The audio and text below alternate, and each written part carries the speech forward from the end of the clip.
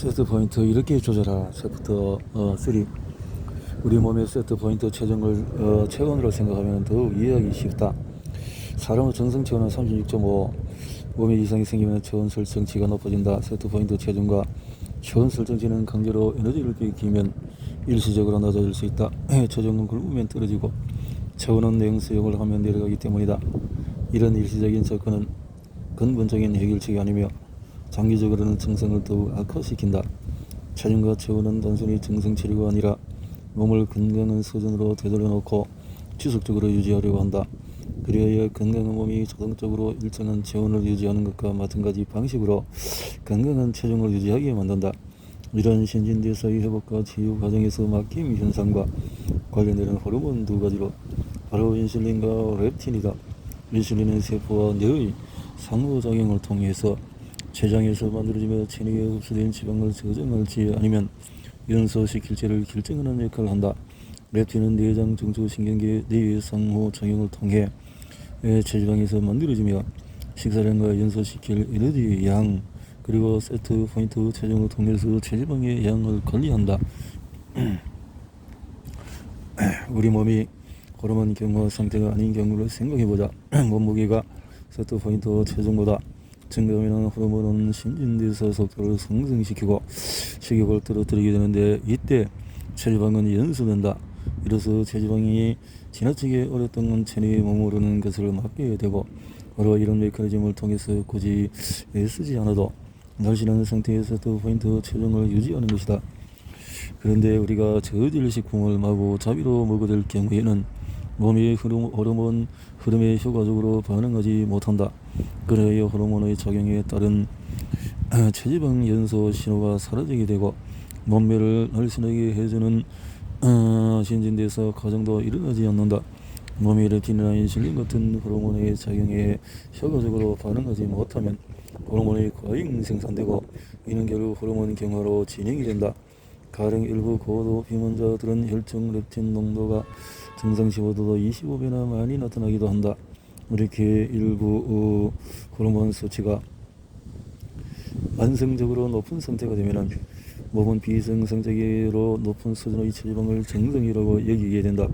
그러면 몸은 정상이라고 여기는 세트 포인트 체중의 균형을 맞추려고 최선을 다하기 때문에 비정상적으로 높은 체지방을 유지하려고 한다. 바로 이런 이유로 가공식품 같은 저질식품을 먹을 경우에 세트 포인트 체중이 마구 올라가는 것이다. 세트 포인트. 정상적인 세트 포인트 체중은 체지방과 호르몬이 내가 자동적으로 에너지를 낮추고 식욕을 높여주고 내가 자동적으로 에너지를 높이고 이렇게 세트 포인트가 해야 되는데 내려간 세트 포인트는 음식 질이 좋아지면 세트 포인트가 내려가지만 또 높아지는 것은 에너지를 체지방이 잘못된 그 속에서 음식 속에서 세트 포인트 체중이 올라가 버린다. 세트 포인트 체중을 낮추는 법은 어쩌면 이런 생각이 들 수도 있다. 세트 포인트 체중이 과학적으로 다 옳고 옳은 개념이라고 치자. 그럼 적게 먹고 운동을 많이 해서 살을 뺀 사람은 뭐란 말인가? 우리가 참을 수 있을 때까지 냉수욕을 해서 체중을 줄일 수도 있는 것처럼 뭔가 수단으로 단기간에 체중을 변화시킬 수 있지만 결국에는 세트 포인트 체중을 당해내지 못한다. 칼로리를 계산하는 데 중점을 둘 경우에 체중을 유지하기가 어려운 이유가 바로 여기에 있다. 음식과 운동 후 질의 변화를 주지 않는 이상 세트 포인트 체중 그 자체가 몸에 적응할 수 없다. 미국 영양학회 회장 바브라 롤스 박사가 펜실베니아 주립 대에서 질을 대상으로 실시한 영양학 연구를 보자 질은 다음과 같은 두 집단으로 분리되었다. 질 나쁜 먹이를 섭취한 집단은 질 나쁜 먹이를 무제한 공급받은 쥐들은 양질의 먹이를 섭취한 집단은 질 좋은 먹이를 무제한 공급받은 쥐들 예상대로 질 나쁜 먹이를 섭취한 집단은 체중이 늘고 양질의 먹이를 섭취한 집단은 체중이 늘지 않았다. 그러나 흥미로운 점은 실험이 계속된 뒤에 나타났다. 질 나쁜 먹이를 섭취한 집단이 체중이 늘어난 후에 롤스 박사는 쥐들에게서 칩, 쿠키, 크래커 같은 가공 녹말과 당분 같은 것들을 빼앗았다. 그 다음 질 나쁜 먹이를 섭취한 가체중 집단과 양질의 먹이를 섭취한 정상 체중 집단에게 같은 먹이를 공급했다. 그러자 양 집단의 체중은 그대로 유지되었다. 어떻게 같은 식단으로 구성된 먹이를 먹었는데 그 한쪽 집단은 과체중이 되고 또 다른 집단은 몸이 유지됐을까? 이런 초기 실험에서 제일 나쁜 먹이를 섭취했던 집단은 세트 포인트 체중이 변했기 때문이다. 양질 먹이를 섭취한 집단은 유기농의 영양분이 많은 먹이 덕분에 정상적인 세트 포인트 체중을 계속 유지했다. 따라서 이들은 당연히 정상적인 체중을 유지한 반면에 저품질 무기를 섭취한 집단은 세트 포인트 체중이 단숨에 올라가더니 즐겁 과체중을 유지했다. 롤스 박사는 과체중인 지들에게 나타난 변화는 오랫동안 지속된 내분비나 신진대사의 변화 때문이라고 설명했다. 이를 다른 말로 표현하면 바로 호르몬의 경화인 것이다. 연구는 점점 더 흥미로워진다. 그런 다음에 롤스 박사는 저품질 먹이를 섭취한 쥐들 중에서 절반을 택해서 양질 먹이를 먹이되 그 양은 확 줄었다. 그러자 모든 쥐들은 일시적으로 체중이 줄었지만 저품질 먹이를 섭취했던 집단은 굶기는 것을 중단하고 원래대로 먹이를 주자 최근 올라가는 세트 포인트 체중에 맞춰서 체중이 늘었다. 이 쥐들은 정상적인 체중으로 돌아가지 않았다. 이 쥐들이 연구 초기에 먹은 저품질 먹이가 세트 포인트 체중을 올림으로써 장기적으로 체중이 늘어난 것이다. 롤스 박사의 연구에 나타난 저질 식품의 영향은 롤스 박사의 연구에서 쥐들이 점진적으로 저품질 먹이를 섭취하자 세트 포인트 체중이 올라간 것으로 나타났다. 오랫동안 미국 정부가 권하는 표준 식단대로 음식을 섭취해온 보통 미국인들에게는 매우 심기가 불편한 소식이다. 앞서 언급한 대로 표준 미국식 식단이라는 것은 바로 제일 나쁜 먹이를 먹거리를 일방적으로 나열한 것에 불과하기 때문이다. 하지만 좋은 소식도 있다. 그동안 전 세계에서 진행된 연구들은 저질 식품의 섭취로 인해서 생긴 신진대사와 호르몬의 변화를 확실하게 회복시킬 수 있다는 증거를 제공하고 있다는 것이다. 세계적인 영양학 연구기관인 미국 페닝턴 생물의학 연구소의 크리스토퍼 모리슨 박사와 한스 버트 하우드 박사는 영양과 비만의 신경생리학이라는 논문에서 이렇게 주장했다. 음식물 섭취 욕구를 억제하는 호르몬인 렙틴에 저항하는 것. 인체 내에서 체중 조절 역할을 맡고 있는 호르몬의 장애는 인간과 유전적으로 동일한 구조를 가진 쥐들을 대상으로 실험한 결과 완전히 회복될 수 있음을 알게 되었다. 워싱턴 영양학 연구팀은 특히 열화나 아마인, 아마씨 같은 오메가3가 많이 들어간 자연식품 속 지방을 많이 먹으면 정크푸드 속의 탄수화물이나 당분처럼 인공적으로 정제되고 가공된 식물성 기름을 대신해서 내석의 염증을 줄임으로써 세트 포인트 체중 유지에 도움을 준다는 사실을 알아냈다. 마지막으로 벨기에 르벤 가톨릭 대의 신진대사 영양학 연구소에서 나온 연구 결과를 소개하고자 한다. 이들의 연구에 따르면 쥐들에게 건강한 미생물이나 박테리아가 포함된 영양식 먹이를 제공한 결과 포도당 내성을 획기적으로 개선해서 이들이 소비한 칼로리 양의 변화를 주지 않고도 체중과 체지방의 양이 줄었고 근육량을 늘렸음을 알게 되었다. 이 같은 연구를 통해서 전문가들은 쥐들에게 제공하는 먹이의 양이 아니라 종류와 질을 변화시킴으로써 이들의 세트 포인트 체중을 재설정할 수 있었다. 이들 보고서는 우리에게 분명한 메시지를 전해주고 있다. 센 식품을 계속 먹고 양질 운동을 체계적으로 지속하면 이제는 체지방 연소 호르몬에 다시 민감해져서 자연적으로 날씬한 사람들과 같은 신진대사 기능을 회복하게 된다는 것이다. 앞서 우리는 롤스 박사의 연구를 통해 저품질 먹이를 공급받은 쥐들의 세트 포인트 체중이 올라간 것을 확인했다. 유타대의 제프리 팩 박사는 롤스 박사와 유사한 실험을 했는데 일단 실험 대상 쥐들을 세 집단으로 나누었다. 양질의 먹이, 저질의 먹이, 퀴닌에 같은 먹이 이렇게 해서 예상대로 양질의 먹이를 섭취한 집단은 정상적인 체중을 유지했다. 이어서 팩 박사는 적은 양을 주는 것을 중단하고 모든 쥐들에게 원래 먹던 먹이를 무제한으로 공급해서 그러자 양질의 먹이를 섭취한 집단은 자동적으로 원래의 정상 체중을 회복한 반면에 저질의 먹이를 집단은 과체중 상태로 돌아갔고 퀴닌을 먹은 집단은 자동적으로 감량된 체중으로 돌아갔다. 이를 통해서 우리가 알 수 있는 사실은 식품의 양은 일시적으로 체중을 바꿀 수 있지만 세트포인트 체중을 결정하는 것은 식품의 질이라는 것이다. 질. 결론부터 말하자면 영양이 그러니까 모든 쥐들은 자신의 세트포인트 체중에 따라서 체중을 정상 혹은 높거나 낮게 유지하기 위해 자동적으로 양질의 먹이, 저질의 먹이, 쓴맛 나는 먹이의 양에 적응했다. 이로써 음식의 양도 줄여서 장기적으로 체중을 감량할 수 없다는 사실이 명백해졌다. 결국에는 세트포인트 체중이 승리하기 때문이다. 운동량을 늘리는 것도 장기적으로 체중 감량을 이끌어내지 못한다. 이 또한 세트포인트 체중이 이기기 때문이다. 세트포인트 이처럼 음식이나 운동의 양에 지나치게 집중하는 일을 그만두고 제대로 된 과학 원리를 적용하면 세트포인트 체중을 낮출 수 있다. 그렇다면 칼로리 계산에 초점을 맞춘 체지방 감소 방법의 4가지 문제점을 알아보자. 식사량을 줄이는 것은 장기적으로 체지방을 감소 못한다.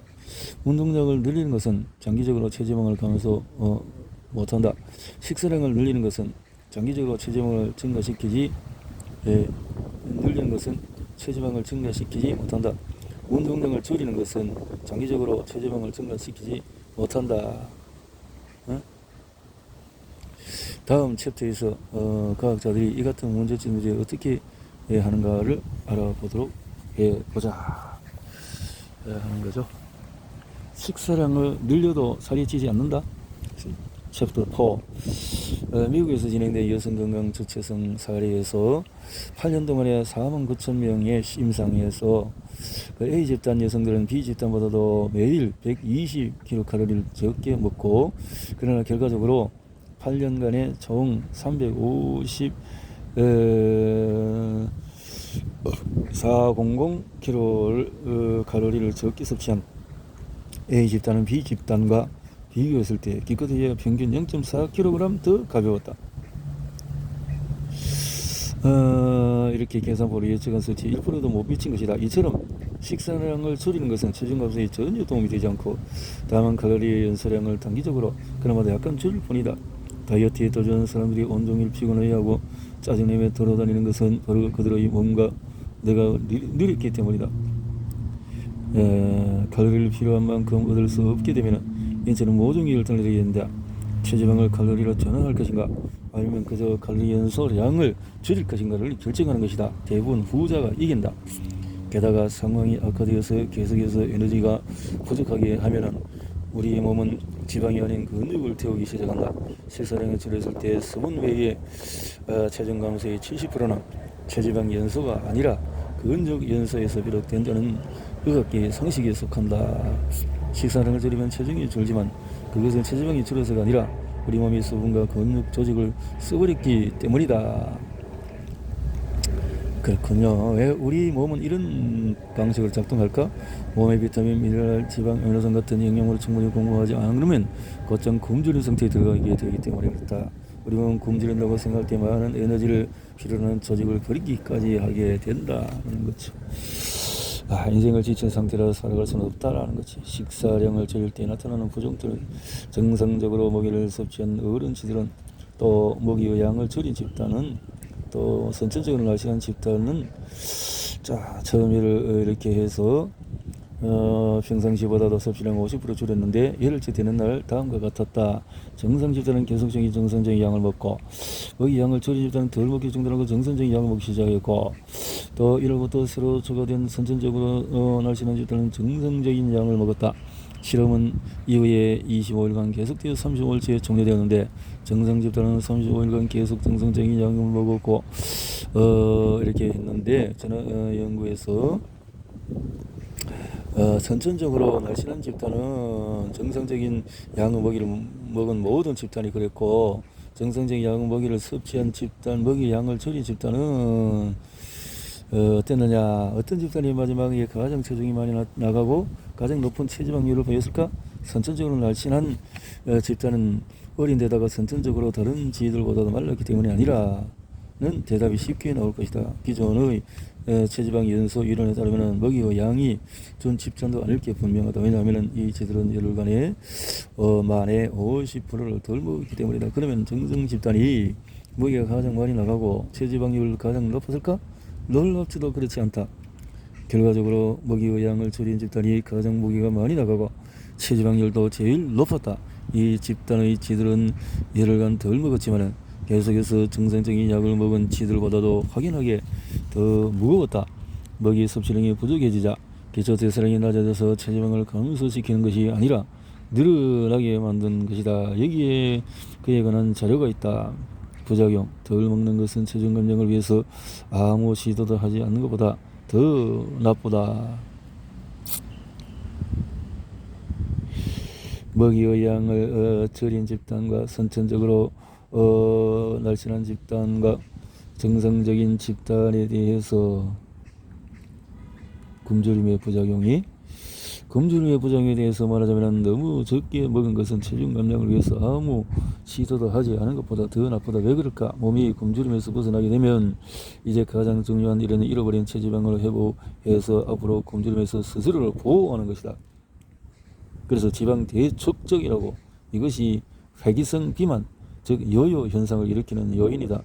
지방 대축적의 불편한 진실은 많이 먹지 않아도 지방이 축적된다는 것이다. 이런 때 우리가 해야 할 일은 단지 정상적인 양의 식사를 다시 하는 것뿐이다. 아후 연구에서 먹이의 양을 줄인 집단은 다른 두 집단과 똑같은 양을 먹는 동안에 엄청난 양의 체지방이 급속하게 늘었다. 원인은 몸이 과거에 잃어버린 지방을 보충하려고 하는 데 있다. 식사량이 줄면 신진대사 속도도 느려진다. 신진대사 속도가 느려진 상태에서 식사량을 줄이기 이전과 같은 양의 음식과 운동이 가해지면 더 많은 체지방이 발생된다. 제네바대 연구팀에 따르면 먹이의 양을 줄인 집단의 신진대사는 체지방 연소 효율성이 500% 이상 떨어졌고 연구가 끝날 무렵에는 신진대사 속도도 15%나 낮아졌다.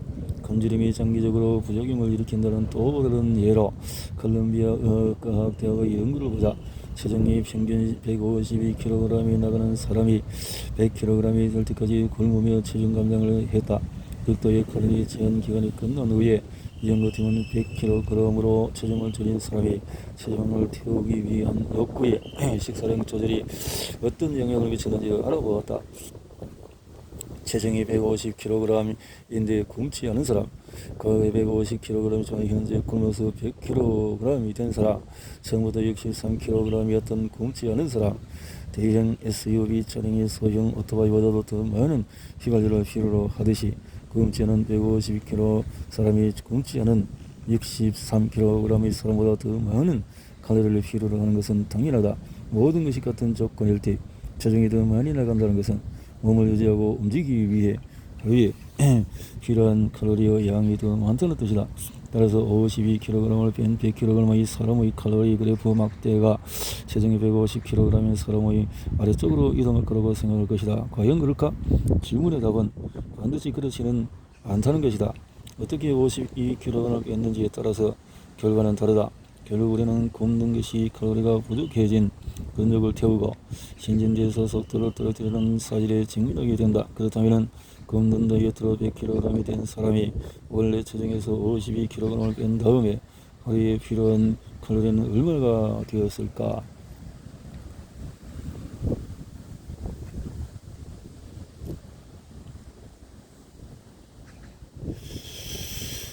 체중이 100kg의 사람의 기초 대사량은 굶주림의 부작용 때문에 급격히 떨어졌다. 그래서 그들은 굶지 않은 63kg의 사람보다 하루에 필요한 칼로리의 양이 5% 정도 더 적었다. 이 에너지를 필요로 하는 살덩어리를 37kg이나 더 갖고 있는데도 말이다. 이런 참으로 무서운 부작용이 아닐 수 없다. 바로 이 때문에 위스콘신 대의 리처드 키스이 박사는 다음과 같이 말했다. 음식 섭취를 박탈당한 사람들에게는 불균형적으로 큰 폭의 신진대사 감소가 자주 관측이 된다.